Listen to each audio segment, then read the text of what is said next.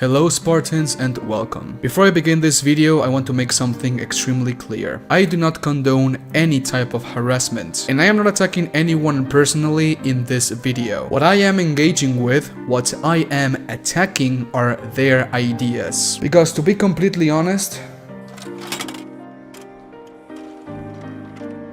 it's time to stop! It's time to stop, okay? a couple of days ago I had a conversation with my family about how violence in video games does influence the behavior of people in real life. More specifically, the upbringing of children that play video games. Now, my family doesn't consume video games at all, so I can understand why they think that way. After talking about it for several minutes, we reached this conclusion, one that I'm going to share on this video.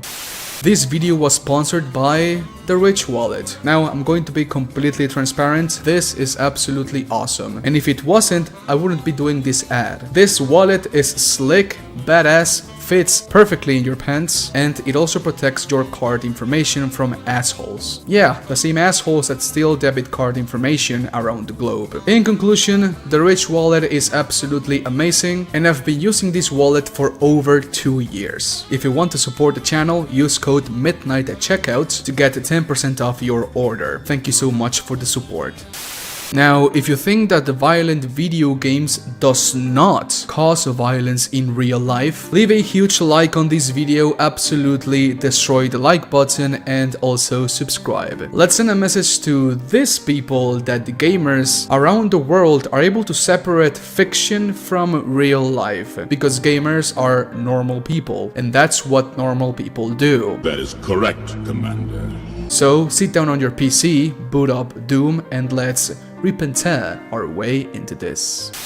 Do violent video games lead to violent behavior? This is something that has been frequently brought up by people that do not consume the medium ever since video games were introduced to the general public all the way back in the 1970s and 1980s. Hundreds upon hundreds of articles have been written accusing video games for the rise of violent crimes around the world, specifically talking about the United States. I know that one place parents want us to draw the line is with violence in video games. The fact is that a new generation of video games crosses that line, containing the most horrible depictions of graphic violence and sex, including particularly violence against women. Like the Grinch who stole Christmas, these violent video games threaten to rob this particular holiday season of a spirit of goodwill.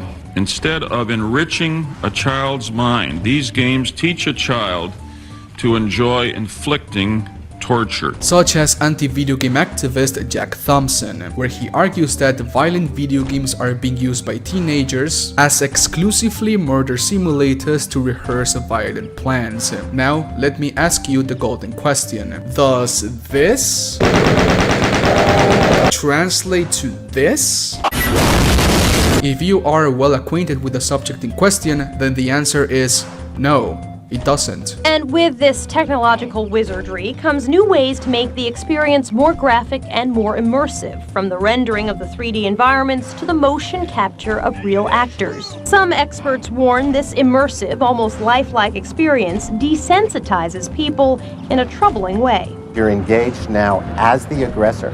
You're engaged as the person who commits the violence, not just someone who watches the violence. It's impossible for a video game to simulate real life. It doesn't matter how crazy good graphics can get or how immersive a video game can become. Video games are based in fiction, not real life. Video games do not have the means to transform you into a professional killer. Sure, throughout my life, video games have ignited my passion for stuff like weapons, the history of war, the art of war, fighting, martial arts, etc. But that's basically it. Even if I like to read and watch that stuff, that doesn't mean that I want to enlist in the army and shoot people for the sake of shooting people. That doesn't mean that I want to join a dojo, a boxing academy, to hit people for the sake of hitting and injuring people. I would have to be sick in my brain to do something like that. Video games are for entertainment purposes only. And if you think otherwise, please do me a favor,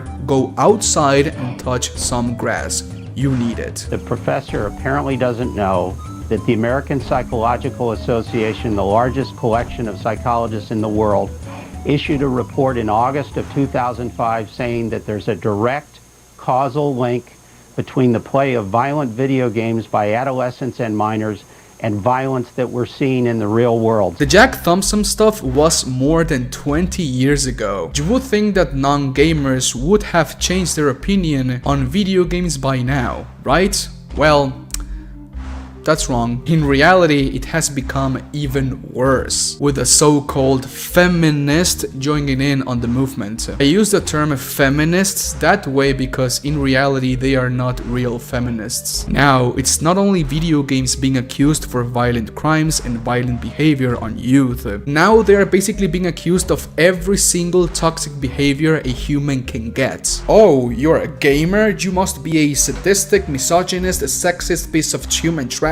right? You might think that I am joking, but I am actually not. That really happens. Those are real conversations. I'm sick and tired of people acting like if you play violent video games like Halo, Call of Duty, Gears of War, you are automatically a sick, shit for brains, potential murderer in disguise, basically, for no other apparent reason than just playing video games on a plastic box. Yes, my friends, plastic boxes create murderers. I grew up playing stuff like Resident Evil Outbreak, Resident Evil 4, Doom 64, 007, Everything or Nothing, great game by the way, Call of Duty, Battlefield, Gears of War, Halo, and the list goes on and on and on. Does that make me a potential murderer?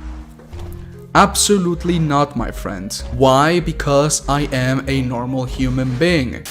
Now, I know that these tweets are from the past, but I will use them to present my point a little bit better, so please bear with me. Back on E3 of 2015, that was 7 years ago. Id Software showed Doom's gameplay for the very first time. This was the first Doom game since 2004, so people were extremely excited to see what Id Software have been cooking on the oven for over a decade. Doom has always been a household name on the industry, and even if the franchise hadn't seen a game for over a decade, the Doom community was still going strong and growing. All eyes were on this E3 presentation, and to be honest, Doom's own lifespan was depending on how this presentation went.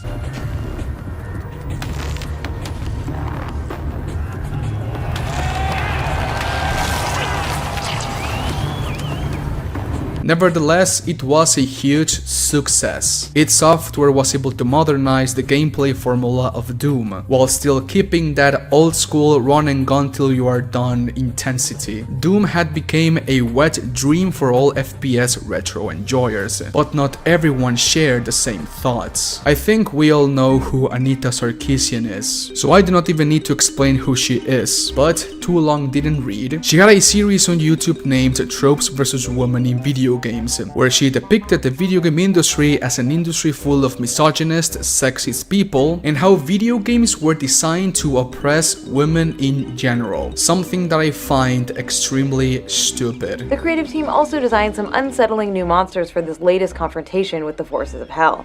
One of those new monsters was the Vagary, a monstrosity with the upper half of a naked woman and the lower half of a giant spider, who also happens to be pregnant with a demon fetus in her abdomen. It's no mistake that the Vagary blends female sexuality and fertility with elements designed to be unsettling or horrifying. The book The Making of Doom 3 reveals that the game's creative team summed up the driving concept for the Vagary with the equation sexy plus gross equals creepy. What the makers of Doom 3 may not have realized is that this equation was in no way new, original, or innovative. On the contrary, by singling out the Vagary, the only female enemy in the game, for her gender and using this to make her uniquely repulsive, the designers were participating in a very long tradition of creating female creatures who function to demonize femaleness itself. What?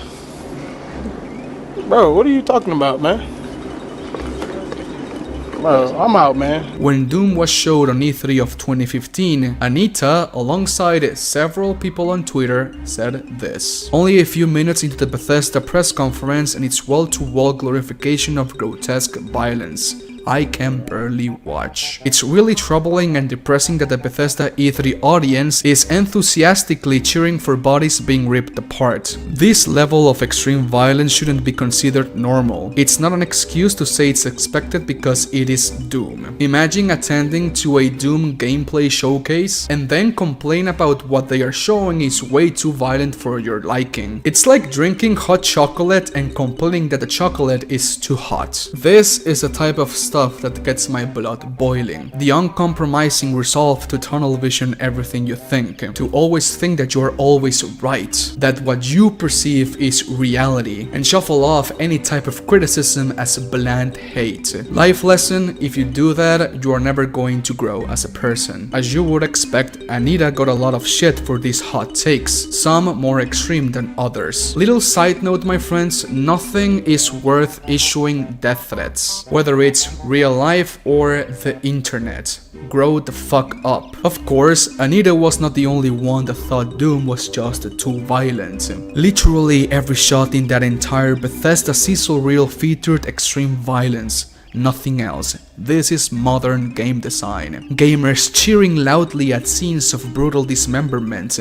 God, this is depressing as hell. Welcome to the gaming industry. That shit is sick. There is something deeply seriously wrong with anyone cheering for this Doom trailer. Do you want to know what's also depressing as hell? So much that it makes me cry. The fact that two grown adults lack the understanding that whatever that is happening in this Doom gameplay showcase is pure fiction and should not be tied with reality. Sure, if you show something like a baby being shot, I would also be questioning what the fuck they were thinking on the studio, unless there's context within the story that makes this make sense. But this is Doom we are talking about here. All of that excessive, repulsive, extreme violence you are talking about is being directed at creatures from hell, demons, the literal incarnation of all evil. Within the context of Doom, the demons deserve no mercy and should be annihilated. The fact that you're able to perform this seamless, badass animations in real time adds a whole new level of parafantasy to the game and raises the quality of the experience. Does that mean that whoever plays Doom is going to become a monster of pure rage? Of course not, my friend.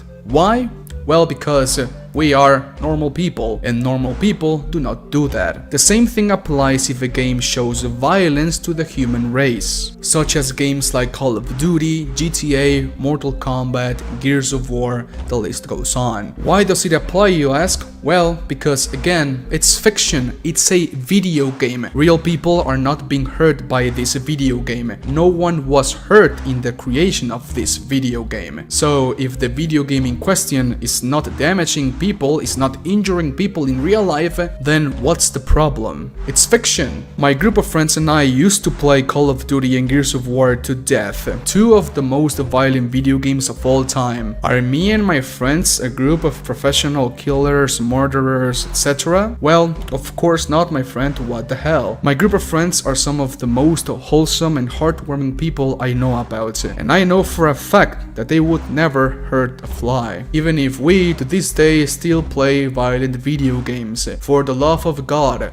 we play Escape from Tarkov. Why, you ask? It's pretty simple, because our upbringing, mommy and daddy, actually did their job as parents. I am a firm believer that this problem lies with the upbringing of children, with their parents. Now, I was questioning whether or not to add this section to the video because it's sensitive, but I will do anyways. This is something that I take extremely personal, as it is something that happened both in my hometown and 3 hours from my town. School shootings in Mexico are an extremely rare occurrence. Throughout my life, I've only witnessed 2, and both of them happened recently, 2017 and 2020. In 2020, a student in Torreon, Mexico, brought 2 guns to his classroom. He killed his teacher, himself, and injured another 6. An utter tragedy. There's no other way to describe it. What does the governor of the state of Coahuila say? That all of this happened because the student was influenced by the game Natural Selection, all because he was wearing a shirt of the game while the deed happened. My hometown, Monterrey, Mexico, 2017. A middle school student brought a gun to his classroom. Same thing happened. He shot his teacher, he shot himself, and injured another 5. What happens, you ask? Locals and police determined that all of this happened because of the influence of video games. Disregarding the fact that the child was seeing a psychiatrist for depression, disregarding the fact that he was bullied a lot, and that his parents never gave him the attention that any son deserves by default. I'm sick and tired that whenever something as tragic like this happens, video games are the ones to blame. And look, I am not mad because video games are being blamed for this kind of stuff. Of course not. I am not a fucking idiot. I am pissed that because video games are being blamed for violent behavior in children, a rise in violent crimes, and even school shootings, it takes attention away from what really matters, from the real problem. And that's how a lot of adults are simply not prepared to be a parent. They simply do not invest as much time in their child as they should be. Video games does not cause violent behaviors. Being rejected by the people you love causes violent behaviors. Being bullied causes violent behaviors. Having a violent upbringing causes violent behaviors. Being smacked violently by your parents causes violent behaviors. Mental illnesses causes violent behaviors. If your child has violent tendencies since he was a toddler, maybe it's not a good idea to let him play violent video games. The only way I can see violent video games influencing violent behavior in children is if that child already has violent tendencies. And by violent, I mean really violent. Their parents and any future parents. Mental illnesses are real and they can literally destroy the childhood of your children. Stop blaming video games on your children's erratic behavior and stop blaming video games for basically anything violent ever. No one in this world wants to look at the real problem. No one actually wants to work on this problem because truthfully it's very complex. And because of the complexity of this problem, they just want to find the easiest solution, and by them I mean the police, the government, the schools, the parents, etc. They just want to find the easiest solution possible, which is blaming video games for X scenario and close the case. What a complete and utter joke. Conclusion for this video: parents, take care of your children. Teachers, take care of your students. Listen to their problems, pay attention to them, actually raise them. Do not let the internet do that for you. If you do, there's no going back. And if your child or your student is being bullied, do something about it. Thank you for watching this video.